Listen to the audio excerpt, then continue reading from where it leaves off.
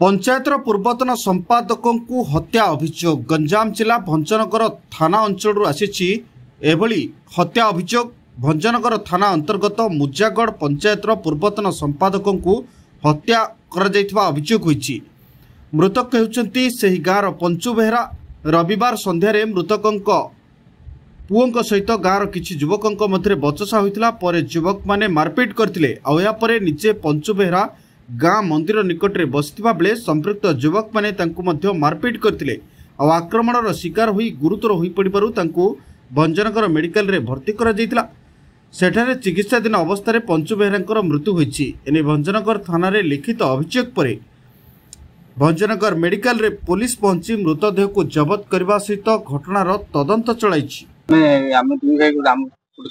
दुकान अच्छी आम पढ़ी गत काली राति प्राय 7 घंटा सी आम बुदली ग्राम जड़े आसला आदिगंध शुआई गोटा आउ गोटे गाँव पिलाटी आस दिज माडोल हेले माडोल है मुझे कहला अरे कहीं दुकान आगे माडोल हो तुम जाओ जहाँ कथा बाहर जाए दुकान आगे माडोल हो से पिलाटी आदिगंध शुआई पिलाटी कहला कौन दुकान घोट कौन ना माडोल हो जगह विपद तुम जाओ ता बापा ही बुझे नहीं नेला सी जाइए से पिला कौन करते कौन आम जानी तापर आम भाई कहूँ चल आज मद फद खाई पिला विजय आम दुकान बंद कर आम पलवा पला गला से दी भाई गोटे गाड़ी बस गलु बैक गला सी आदिगंध शुआई के लोक बापा सब आम बाटे अटैक पचारे कौन है किस कौन किस कौन है आम तुम पिला आम किसी कहलु दिज होते आम कहलु तुम जहाँ आउ सका जहाँ कर बुझ तुम आम दुकान जाओ कहला कहले ना तुम तो बेसी हो इन कहीकि आम हाथ टेक बाड़े बाड़ेला बाड़े बाड़े आम गाड़ी थोड़ी से जगह छकरे आम पलैलु सेपटे गला आम पछ पचे गोड़े जा राधाकृष्ण मंदिर पाखे आसले आम बापा आम जिन पलैलु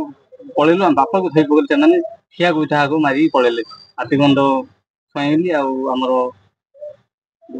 आदिगंध शुआई पथ पवन शुआई अशोक कुमार विषय मैंने बाड़े लोक किसी भंगा कले आम भंगला आम भाई गिले गोटे आक्रमण कले हाथ गोटे कौन बसईदे रक्त बाहर आम जी जी पलैले आम कौन पुलिस फोन कलु फोन कला तुरंत आसले आसला आम कौन है पचारा आमर ना आम बैक जा घटना है आ बैक जगह आम रही जाइए बारंडारे आ चलो जी आनिक आम देला आम बापा को बांति है आघात लगी बांति तुरंत मेडिकल मेडिकल बहुत बांति गले मेडिकल डाक्टर भी बहुत चेष्टा कल बर्तमान विफल मृत्युवरण।